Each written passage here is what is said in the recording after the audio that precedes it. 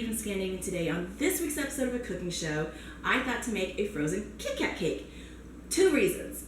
One is because Frozen, you know, it takes place in Norway, and the story is an adaptation of Hans Christian Andersen, the Snow Queen, and you know Hans Christian Andersen is Danish. Second reason is my nephew. He was so super excited when I made the Frozen popsicle video. He kept asking that he wanted to see it over and over again. So I thought, you know what, I gotta put my thinking cap on and make something else for him. So here is my recipe, and it's a fun recipe because we're gonna be not only making a Kit-Kat cake, we're gonna be using jelly beans, and we're gonna be making Olaf. So I'm so super excited to show you, so let's get started. All right, so for the cake, I made a standard white cake, and I poured it into this type of form which has a hollow center, and the reason is because in the center we're going to be pouring jelly beans into it. Okay, so what you see here is frosting, and I made a big batch of white vanilla frosting earlier, and I did set a little bit aside on the left. You can see we have that in a bowl for Olaf. That's going to be used to kind of help put all the pieces together when we make him.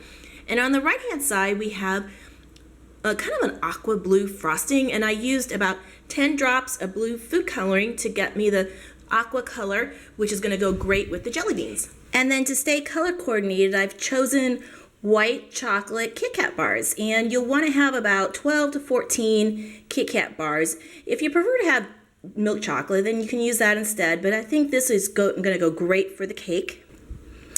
And then here I have about 4 cups of these really pretty icy blue lavender jelly beans, and they all sparkle. They're going to be really, really pretty for the cake. All right, a few other things that you might want to have is a candy or cookie stick to hold Olaf together. And then as well, you can see that we have a white cake board, which is very helpful for icing a cake. Then we have an edible black marker, which we're going to use for Olaf. Then we have a spatula for the icing. And then we have a black icing in a tube, which we're going to use for Olaf. And it kind of has a glittery, shimmery color to it, which I thought would be perfect since the jelly beans are very glittery and shimmery. And then we have a pair of scissors, and you will need something sharp to help cut the licorice as well. Okay, to get started, you just kind of want to like do a little bit of a circular pattern here and put a little bit of frosting on the bottom. This will help hold the cake. Now we're going to put on the first layer, and I'm just going to frost the center piece of it. It doesn't have to be perfect, just remember that, because this is going to get completely covered. Now we're going to lay on top the top piece, and we're going to frost all over. And again, like I said earlier, it doesn't have to be perfect. You know, we made this blue just to keep it consistent with the theme of Frozen.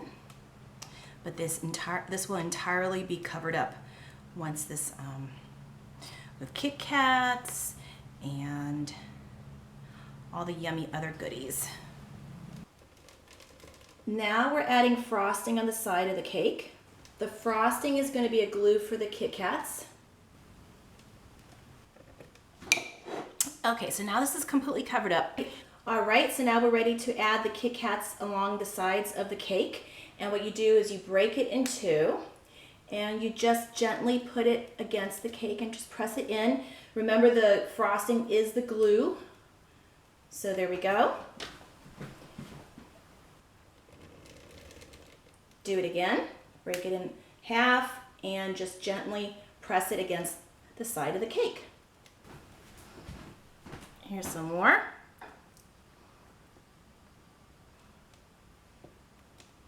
And just press the sides just to get so it holds onto the cake.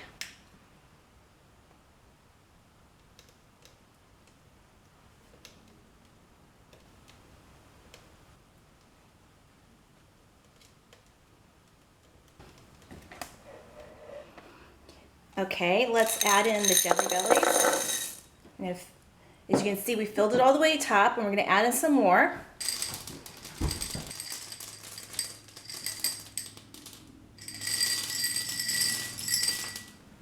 Okay, so we have now filled up the center with Jelly Bellies, and we have the Kit-Kats on our cake, and now we're going to put this in the refrigerator and let the frosting harden. That way when we continue decorating, it'll be easy to work with. And then the next step is to make Olaf. All right, so here are all the pieces for Olaf. On the right hand side we have a stringy black licorice, which is going to be used for the hair and the arms. And then we have a jumbo-sized marshmallow, which is going to be for the head. Then we have eye candy. Then we have corn candy for the nose. Then I have a tiny little piece of marshmallow for the tooth. Then we have a standard sized marshmallow for the center part of Olaf. Then on the bottom half of Olaf, we have another jumbo-sized marshmallow. And then we have 2 pieces of mini marshmallows, which is going to be great for his feet. So let's get started. All right, so here are the pieces for Olaf. I looked through my marshmallow bag and I looked for shapes that I thought would be perfect to use to make Olaf. Right here I have the head, and I thought this was kind of like a nice type of, you know, oval, not quite an egg shape, maybe a little bit more of a pearish shape, I suppose, that I thought would be great for his face. And then I looked for shapes that I thought would be great for the bottom half of him as well. And then I went ahead and I took pieces of black licorice and I used a sharp knife to cut out the hair as well as the arms. First you want to slide the marshmallows onto the stick, and you don't need to push it too far down, maybe like halfway down. Then for the center part of Olaf, I'm sticking in the smaller standard size marshmallow. Make sure you get it all in there. Next we're going to slide in the head. Next I'm going to poke a hole in the top of the head so we can put the hair on his head. And I'm going to poke a hole on the side so that way we can stick in his arms as well. And I'm using a knitting needle, but you can use something that's sharp so you can make the holes for him. Now we're going to stick in the hair. I'm adding several different strands of hair for him. And just keep pushing it in there until you feel like it's stabilized. Next, I'm going to add in the arms.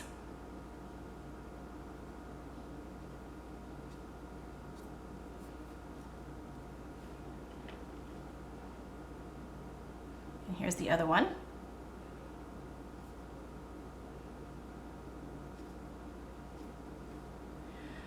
Okay. All right, so now we're going to add in the facial features. Okay, here is the white frosting that I made earlier, and as you might remember, I did set a little bit of the white aside so I could use this for Olaf. So for the nose, I'm going to make a little bit of a hole just to help it, the corn candy to stick in there. Now I'm adding a dab of frosting onto the end of the nose, and that way it'll help hold onto his face. Here we do it like that.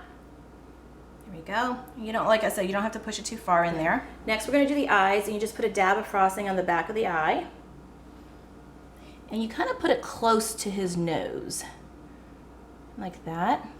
All right, here's the other eye, putting a dab on it.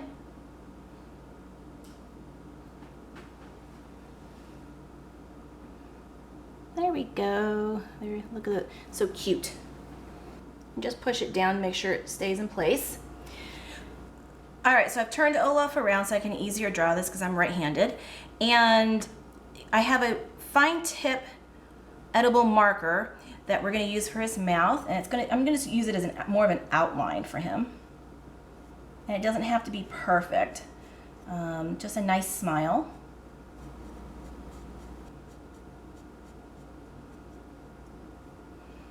And then I'm going to use the marker for his eyebrows as well. All right, so I did a basic eyebrow. I don't know if you guys can see it from here, but I did a basic eyebrow. I tried to, you know, kind of give it an accentuation so it's a little bit curvy. Okay, so now I'm going to add in the black frosting. And this will help support the tooth in place as well. And you just want to, when you make the tooth, you just want to measure it out to see if it even will look right. Okay, all right, here's a tinier tooth I'm going to use. And just put it at the very top of his mouth. There you go. So now we have his tooth in place and the frosting is going to help hold it.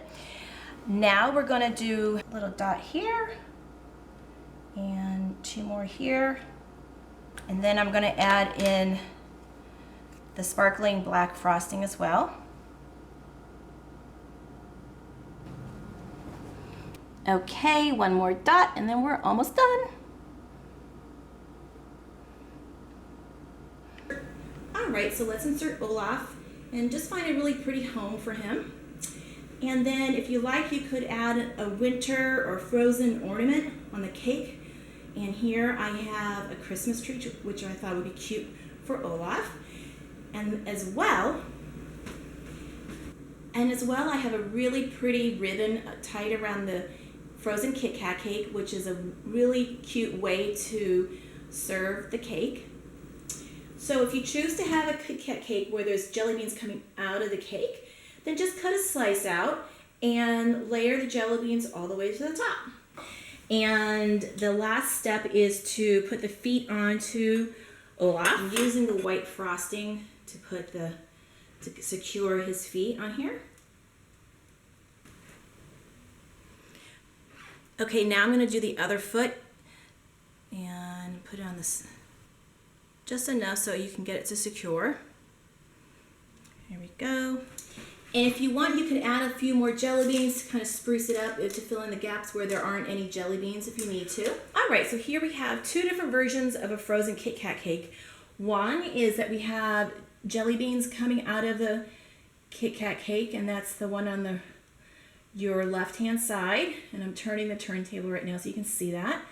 And then the next one is the one with the really pretty ribbon, and you could, you know, select a really pretty blue ribbon to tie around your Kit-Kat cake. All right, so now I'm ready to have a slice of our frozen Kit-Kat cake. I can't wait. There's so many pretty colors to this. It's so pretty.